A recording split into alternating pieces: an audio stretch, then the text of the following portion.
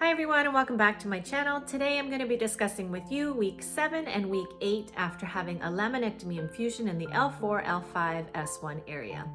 Now, regularly I think you would have your neurosurgeon's appointment in week 6, and as I explained in week 6, my neurosurgeon called the wrong number and my appointment was bumped back 2 weeks. So I think in normal circumstances you would have started physio in week 6 and you would be able to drive short distances in week 6. So my week 7, I still hadn't had my neurosurgeon's appointment. I thought, you know what, I'm going to call the office and see if at least I can get my go-ahead to drive. Talking with the receptionist, I think she always knows that, you know, most of the people at week 6 are able to drive short distances. So, you know, she said, don't drive far, obviously, give it a try, see if you can handle it. Only go short distances. And honestly, really, I only wanted to drive to Starbucks. So I did. I tried getting in the car. Getting in the car is a little uncomfortable still, so take it easy, go slowly. At first it was quite slow to get in. It hurts a little bit, obviously, because your incision is still uncomfortable. You're still feeling the metal hardware in your back. And just getting lower down at, you know, the level of your car. I have a smaller vehicle, so getting into my little hatchback and, you know, swiveling your legs in and just the pressure it puts on your lower back. It was a little uncomfortable. The driving part was no problem. The steering wheel, my feet, no problem at all. Being able to accelerate with my foot was no problem. So it really just puts a little pressure on there, but it was a little liberating. It did feel nice to actually have a little bit of freedom, honestly, and feel a little normal. I actually kind of was giddy in the car. I think I, texted a whole bunch of friends that, I did my first little outing and I drove to Starbucks and I felt quite proud of myself. So it does feel really good to be able to start doing things that you haven't been doing for like, a month and a half to 2 months, honestly. This was the first time getting in the car in week 7. And I only think I ventured out twice to Starbucks just to practice, because I knew in week 8 I would be starting physio and wanted to be able to drive comfortably. So week 7 and week 8, you're still feeling your back, you're still feeling the hardware, you're still feeling the incision, it's still quite uncomfortable. You're still sitting, I think, honestly, for 2 hours. Maybe you can stretch it to 3, but then you might be a little bit sore that night. So I think I overdid it a couple times and was like, nope, 2 hours seems to be my max that I can handle it. At this point, I think I was walking 30 minutes to maybe 45 minutes on the treadmill. So maybe week 7, I was still doing 30, to 45. And then week 8, definitely I was doing twice a day for 45 minutes on my treadmill. And then trying to add a little bit of upper body dumbbells. But again, please don't go ahead and do that without consulting someone. I tried a little bit and then it hurt. So some exercises are going to hurt. So really speak to a physiotherapist before you start. So I did start it and then I regretted it and I stopped it right away. Again, listen to your body. The biggest thing throughout this whole back surgery recovery is listening to your body, because your body will tell you when you've done something too much or, you've, leaned forward too far when brushing your teeth or washing your face. So pay attention. You will know and you will feel it, and try not to overdo it. Try to do a little more, like, the treadmill. Again, I built up from, I think, week 5 to week 8, from 5 minutes, honestly, on 0.9 to 0.9 speed to 45 minutes. And, you build it up as you go along. Week 8, I did start physio.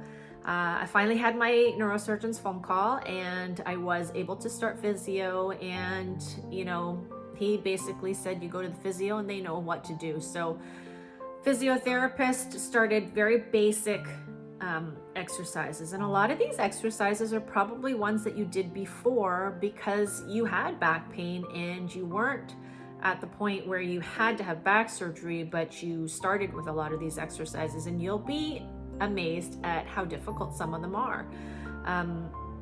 You used to do them, but now your body's not used to using those muscles again. So, I was lying in bed for most of 2 months, especially the first month. And now I'm trying to use my muscles and they're almost not ready. So they need to be conditioned again. So you'll start with the basics and do the basics. I would ask, can I do this exercise? Can I do that exercise? He's like, no. So listen to your physiotherapist. They know what they're doing, and keep at it. Make sure you do your exercises, and it's going to ignite your nerves. It's going to ignite your muscles. It's going to, give you a lot of your back pain, things that you were used to before. So for example, I felt like my butt was numb. I had twinging pains of electric current, almost like zap me in my butt. And that was happening actually before I started physio, but it was happening again once I started physio. Kind of little lightning bolt zaps, and only last for a second.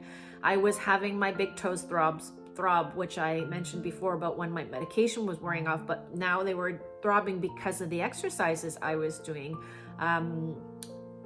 Things like that were happening, and I kept being told they were quite normal. Make sure you discuss them with your physiotherapist. I was told they were quite normal, and you just gotta keep working through them, work through it until it gets better. So it's kind of that phrase, it gets better before it gets worse before it gets better.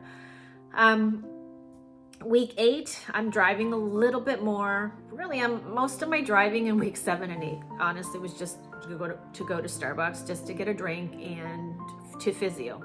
I was going to physio twice a week, and maybe the days that I would go to physio, I would drive by Starbucks and try sitting again for a little bit. Anywhere from a half an hour to 2 hours again was my max. So testing things out, seeing how comfortable you are. So week 7 and week 8 for me was driving and physio. Those were the main highlights of my week.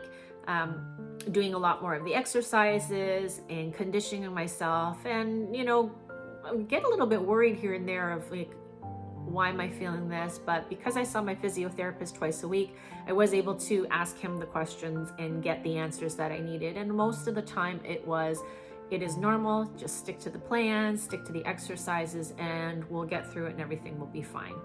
My next video will be week 9 and 10, and I'll discuss with you how things are going, and things are going really well. So keep your eye on the prize. You will get there. It's a slow process. It works and tests your patience. And I'm a normally pretty patient person, but when it comes to myself, it's quite difficult because I want to go, I want to get better, I want to move, and my body keeps saying no. And this is where I have to listen to my body. You're doing great. Keep at it.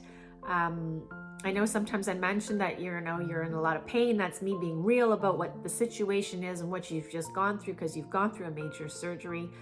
But you keep at it, you persevere, you be patient, and you'll get there. And I'm still a work in progress. I'm still moving ahead and chugging along, but I'm getting there as well. So hopefully these videos are helping you, know that you're on the right path, and, now you've had this surgery, so there's no turning back. There's only getting better. So hopefully you're healing well. And, if you enjoyed this video, just write a comment and give it a like. I'm not doing this for any type of popularity again. It is just to help other people who are looking for reassurance that they're on the right track, or, other people's stories, just to see what other people have gone through. I appreciate you watching this video. I hope you have a wonderful day, and I'll talk to you soon. Bye for now.